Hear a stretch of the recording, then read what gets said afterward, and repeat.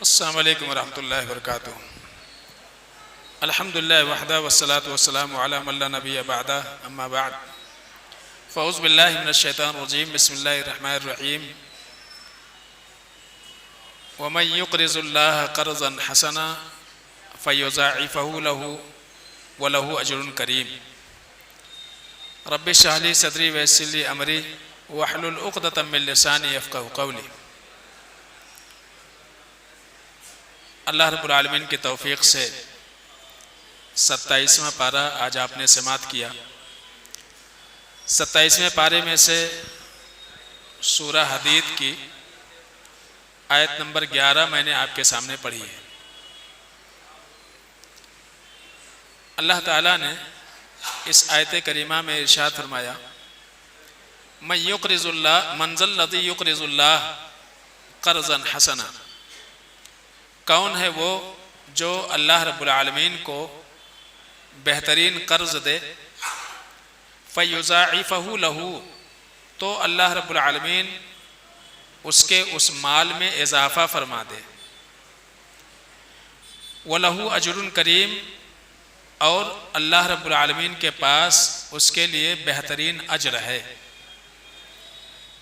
हज़रत अब्दुल्लाह बिन मसूद रज़ी अल्लाह ताला अन्हु कहते हैं, मुस्नद बज़्ज़ार की रिवायत है, कहते हैं कि जब यह आयत करीमा नाजिल हुई तो एक सहाबी जिनका नाम अबू दहदाह था, अबू दहदाह, ये अल्लाह के रसूल सल्लल्लाहु अलैहि वसल्लम के पास आए और कहा कि ए अल्लाह के रसूल सल्लल्लाहु अलैहि वसल्लम, अल्लाह रब्बुल आलमीन हमसे कर्ज का मुतालबा करता है।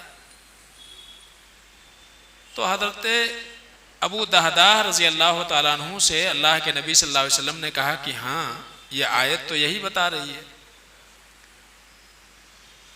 तो हज़रत अबू दहदाह रज़ी अल्लाह ताला अन्हु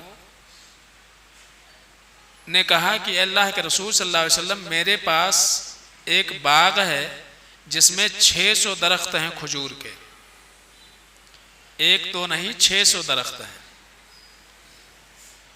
वो पूरा का पूरा बाग मैं अल्लाह रब्बुल आलमीन के रास्ते में देता हूँ। और अल्लाह के रसूल सल्लल्लाहु अलैहि वसल्लम ने जब उसको कबूल फरमाया और आपने खुशी का इजहार किया कि अल्लाह रब्बुल आलमीन उसके बदले तुम्हें जन्नत में खजूर के बागात अता फरमाएगा, वो वहाँ से निकले, भागते हुए आए अपने बाग में। उनकी बीवी अपने बच्चों के साथ वो खजूर जो गिरा हुआ था ज़मीन पर, उसको चुन रही थी। हज़रत अबू दहदाह रज़ी अल्लाह ताला अन्हु बागीचे में भी दाखिल नहीं हुए, बल्कि उसके मुडेर के पास खड़े होकर के और उन्होंने आवाज़ लगाई, ए उम्मे दहदाह, तुम बाहर आ जाओ, मैंने इस बाग का सौदा कर लिया है, इसको हमने बेच दिया है।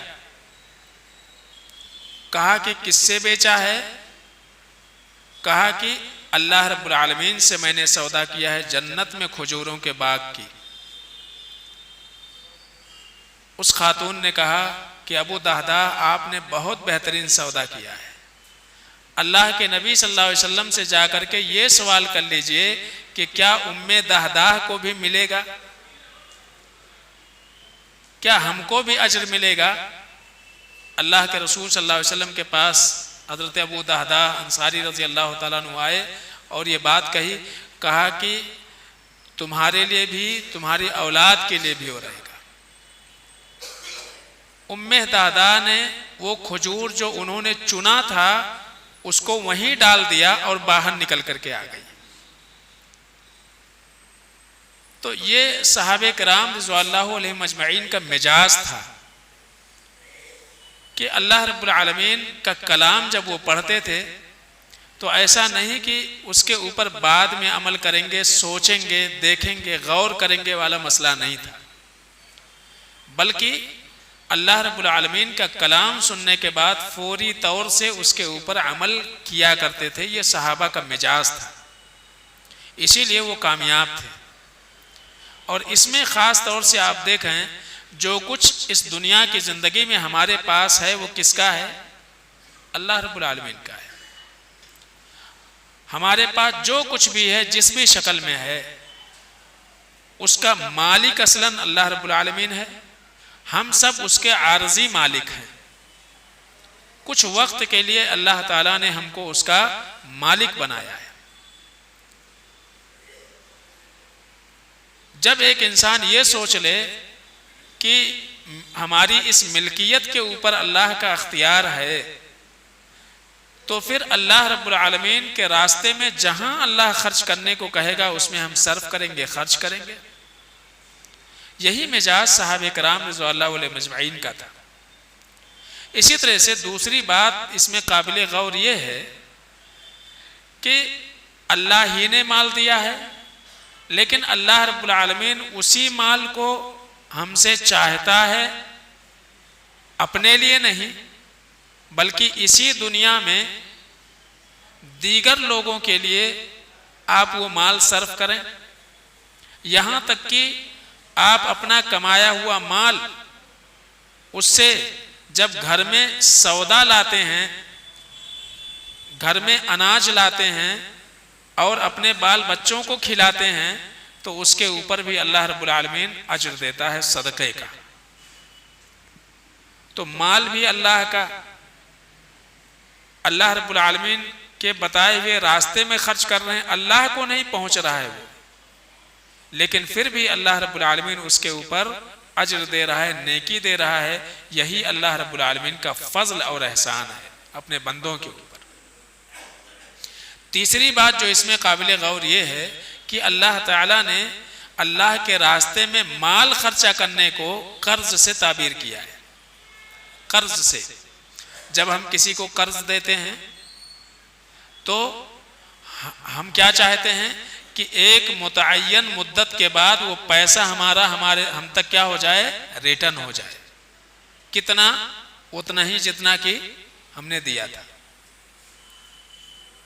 लेकिन यहां अल्लाह रब्बुल आलमीन कैसे रिटर्न कर रहा है? फयुज़ाइफ़हु लहू। बाद आयतों में है अज़आफ़न कसीरा, कई गुना बढ़ा चढ़ा करके अल्लाह रब्बुल आलमीन वापस करता है, या अल्लाह रब्बुल आलमीन ने वापस करने का वादा किया हुआ है। तो जब हम कर्जा देते हैं, अगर किसी को 100 रुपये हमने कर्जा दे दिए तो 101 नहीं ले सकते उससे। ये क्या हो जाएगा? सूद हो जाएगा, रिबा है, ये जायज़ नहीं है। लेकिन अल्लाह अगर वापस करे तो ये अल्लाह का फजल है, वो रिबा नहीं है, वो सूद नहीं है। तो जिस तरह से कर्ज दे करके हमें ये उम्मीद होती है कि हमारा कर्जा हमको वापस मिलेगा, बिल्कुल ऐसे ही एक इंसान को जब वो अल्लाह के रास्ते में खर्च करे तो उसको उतना ही यकीन होना चाहिए कि हमारा ये माल हम तक क्या हो जाएगा, रिटर्न आएगा, रिटर्न आएगा ये। और अल्लाह ताला ने कुरान अजीज के अंदर उसकी मिसाल भी बयान फरमाई, खास तौर से किसानों को समझाने के लिए कि एक किसान जब खेती करता है तो एक बीज डालता है, उस एक बीज से एक पौधा निकलता है। उस पौधे में 7 बालियां होती हैं और हर बाली में 100 दाने होते हैं। तो एक दाने के बदले कितना हुआ? 700 दाना। आगे वहां पे है वल्लाहु युज़ाइफ़ु लिमन यशा मसलुल लज़ीना युनफ़िक़ूना फ़ी सबीलिल्लाहि कमसली हब्बतिन अंबतत सबअ सनाबिला फ़ी कुल्लि सुंबुलतिन मिअतु हब्बा वल्लाहु युज़ाइफ़ु लिमन यशा। एक दाना हमने लगाया जमीन में तो उस एक दाने से 700 दाने हमको रिटर्न आए, वापस आए। तो एक किसान, एक खेती करने वाला, इसका तो मुशाहिदा हर फसल पर करता है कि हम एक पौधा लगाते हैं, एक बीज से गेहूं का एक पौधा या चावल का एक पौधा उगा और उससे 700 दाने हमारे घर में आए। और अल्लाह बदले में क्या चाहता है? माल की शक्ल में है तो 2.5% अल्लाह के रास्ते में दे दो, और अगर उशरा है तो 5 या 10% देना है। उससे ज्यादा अल्लाह रब्बुल आलमीन मुतालबा नहीं करता है। तो यहाँ कर्ज कह करके गोया कि ये वाज़ेह किया जा रहा है, दिल को तसल्ली दी जा रही है कि इंसान कभी ये ना सोचे जो कुछ हमने दे दिया वो गया, ख़त्म हो गया। नहीं, वो हमारे नामे अमाल में ज़ख़ीरा भी होगा और ख़ास तौर से अल्लाह रब्बुल आलमीन मज़ीद माल में भी इजाफा करेगा। तो इजाफे दो शक्ल के हैं, एक हिस्सी, एक मानवी। कभी ऐसा भी होता आप खर्च करते जाओ, अल्लाह ताला रिज़्क़ के वसाइल और रिज़्क़ के दरवाजे मज़ीद ऐसे खोल देता है कि आप खर्च करते जाओ, अल्लाह ताला मज़ीद आपके पास माल और दौलत के वसाइल पैदा कर देता है। ये भी अल्लाह रब्बुल आलमीन का बहुत बड़ा फ़ज़ल है। आप देखिए कि हज़रत उस्मान गनी रज़ी अल्लाह ताला अन्हु, क्यों गनी उनका लक़ब पड़ा? इसलिए कि जब भी अल्लाह उसके रसूल के रास्ते में खर्च करने की बारी आई, उन्होंने ये कोशिश की कि मैं सबसे ऊपर रहूं, सबसे औला रहूं, सबसे ज़्यादा अल्लाह के रास्ते में खर्च करूं। तो अल्लाह ने उन्हें नवाजा भी। तो यहाँ कर्ज से यानी इन्फाक फी सबीलिल्लाह को कर्ज से ताबीर किया गया है। तो ये जो है सोचने की चीज़ है। एक इंसान अगर दुनिया में कभी अपने माल को तिजारत में लगाता है, जब हम अपना पैसा कभी कारोबार में सर्फ करते हैं, तिजारत में लगाते हैं, तो या तो हमारा वो माल मुनाफे के साथ हमको वापस मिलता है और कभी कभी लॉस भी हो जाता है। कभी हम कारोबार में नुकसान भी उठाते हैं, यानी उस माल के वापस आने की कभी उम्मीद नहीं होती है। कभी 100 लगाया तो हमारी पूंजी भी चली गई, 50% रिटर्न आया। और कभी ऐसा भी होता कि 100 लगाए तो 1000 भी वापस आते। तो दुनिया में अगर हम कारोबार करते हैं तो उस कारोबार में रिटर्न जो है ये यकीनी नहीं होता है, कितना आएगा और कितना नहीं आएगा। लेकिन वो कारोबार जो हम अपने रब के साथ करते हैं, उस कारोबार में 100% आने की तवक्को और उम्मीद है, बल्कि उम्मीद रखना चाहिए, इसलिए कि अल्लाह ने वादा किया हुआ है। फयुज़ाइफ़हु लह, अल्लाह फरमाते हैं कि हम जो है उसको कई गुना बढ़ा चढ़ा करके वापस करेंगे, चाहे वो नेकियों की शक्ल में हो या इसी तरह से माल की शक्ल में हो, दोनों सूरतें हो सकती हैं।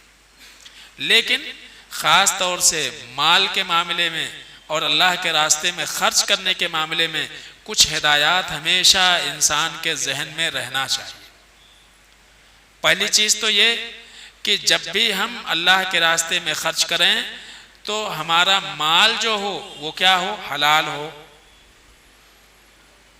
हराम तरीके से वो माल न कमाया गया हो और ना ही हराम रास्ते में सर्फ किया जाए। तो माल हलाल तरीके से, इन्नल्लाह ला यक़बलु इल्ला तय्यबन, अल्लाह रब्बुल आलमीन सिर्फ और सिर्फ पाक और पाकीज़ा मालों को ही कबूल करता है। दूसरी चीज़ ये है कि अल्लाह के रास्ते में देने में कभी भी इंसान घटिया चीज़ ना दे। लन तनालुल बिर्र हत्ता तुनफिकू मिम्मा तुहिब्बून, जो तुम्हें सबसे ज़्यादा पसंद हो वही अल्लाह के रास्ते में देने की कोशिश की जाए। अच्छी चीज़, घर में बस कुछ पड़ा था, यूजलेस था, उसी को दे दिया। घर में दावत हुई, खाने के अक़साम में जो अच्छी अच्छी चीज़ें थी हमने रख लिया, और जो हम नहीं खा सकते थे, जो हमको पसंद नहीं है, वो पड़ोसी के यहाँ भिजवा दिया।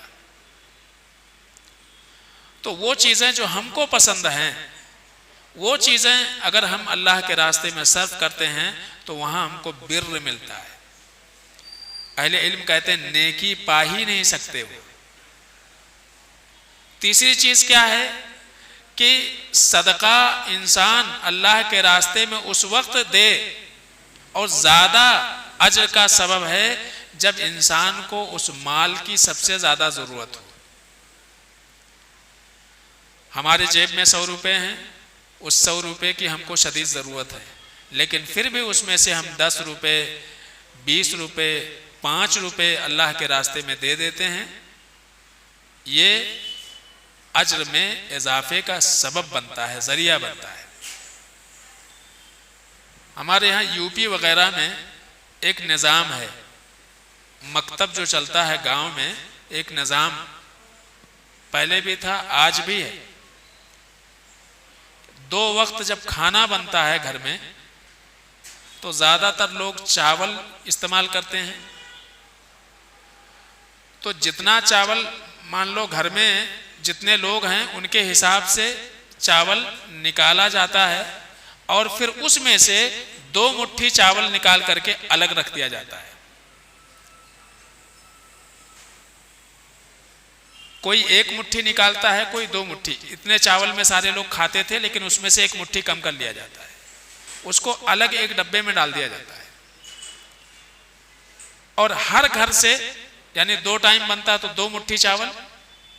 हफ्ता जब होता है तो हफ्ते में एक घर से 14 मुट्ठी चावल हो जाता है। वो कहाँ चावल पहुंचता है? वो मस्जिद में पहुंचता है। तो पूरे गांव से उतना चावल जो इकट्ठा होता है, कभी कुंटल और कुंटल के ऊपर भी चावल इकट्ठा हो जाता है। ये क्या है? वो खाना जो हम बनाने जा रहे हैं, जिसमें हमारे पूरे घर के लोगों के लिए हो जाए, उसमें से एक कम कर देना। तो एक तरीका है। और इससे भी एक क्या है, एक सदका करने का मिजाज औरतों के अंदर है, खवातीन के अंदर। वो निकालती हैं और बाकायदा उससे मस्जिद और मदरसे के अखराजात की तकमील होती है। तो ये भी एक नज़्म है। तो हम मार्केट जा रहे हैं, कुछ हो गया, घर में एक डब्बा क्यों ना सही लगाए हुए हैं, अगर एक डब्बा घर में लगाए हुए हैं।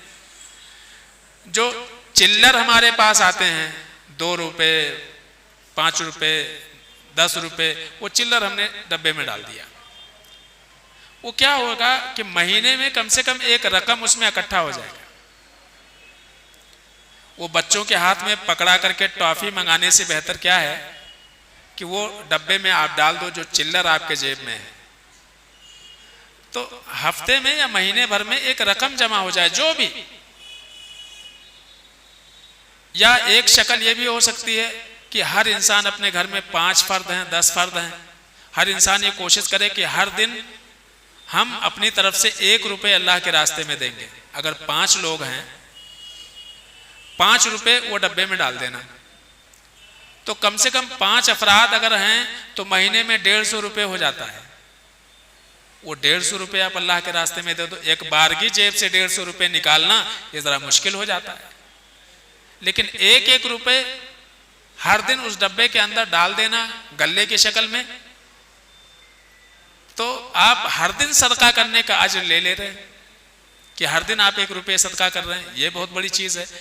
और अल्लाह के नबी ने क्या फरमाया? अहब्बुल आमाल इलल्लाह अदवमु व इन कल्ला। अल्लाह रब्बुल आलमीन को वो अमल सबसे ज्यादा महबूब है जो रोज किया जाए, चाहे वो थोड़ा क्यों ना हो। 1 रुपया क्यों नहीं हम सदका करने की ठानते हैं कि 1 रुपया हमको सदका करना है अपनी तरफ से। तो वो 1 रुपये महीने में एक रकम हो जाए, साल में एक बड़ी रकम बन जाएगी। वो जो आप नहीं कर पाते हैं मौके पर, दिल में होता है कि करें, लेकिन ज़रूरियात कुछ आते हैं एक साथ, 1500 रुपये निकालना, 2000 रुपये निकालना साल में अल्लाह के रास्ते में देना भारी पड़ जाता है इंसान को। लेकिन वो डब्बा घर में है, उसमें आपने डाल दिया, जुमा हो गया, जुमा में ला करके आपने दे दिया, ये भी सदका है। पूरे हफ्ते, पूरे साल, यानी आप सदका करने वाले बन जाएंगे। कुरान में जगह जगह इन्नल मुतसद्दिकीना वल मुतसद्दिकात, सदका करने वालियां और सदका करने वाले। तो ये बहुत आसान ये सारे तरीके हैं कि एक इंसान जो है इसको अगर अपना मिजाज बना ले कि हमको ये चीज़ें करनी है, बहुत मुश्किल काम नहीं है, बहुत आसान चीज़ है। तो सदका करते वक्त इंसान वो बेहतरीन सदका होगा जब वो ज़रूरत उसको है उस चीज़ की, फिर भी अल्लाह के रास्ते में कुछ ना कुछ उसमें से निकाल करके दे देता है। और इसी तरह से अपनी ज़रूरत पर दूसरों के ज़रूरत को तरजीह दिया जाए, ये भी सदक़े के ज़िम्मे में आता है। इसी तरह से सदका जितना छिपा करके दिया जाए वो ज़्यादा बेहतर है। सदका दे करके इंसान जो है वो एहसान ना जतलाए और ना ही ये समझे कि उसने एहसान किया हुआ है।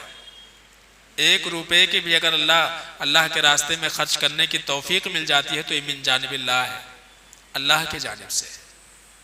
कोई आपका इसमें कोई खूबी नहीं है, अल्लाह ने आपको इस लायक बनाया है, आपको अल्लाह ने तौफीक दी है।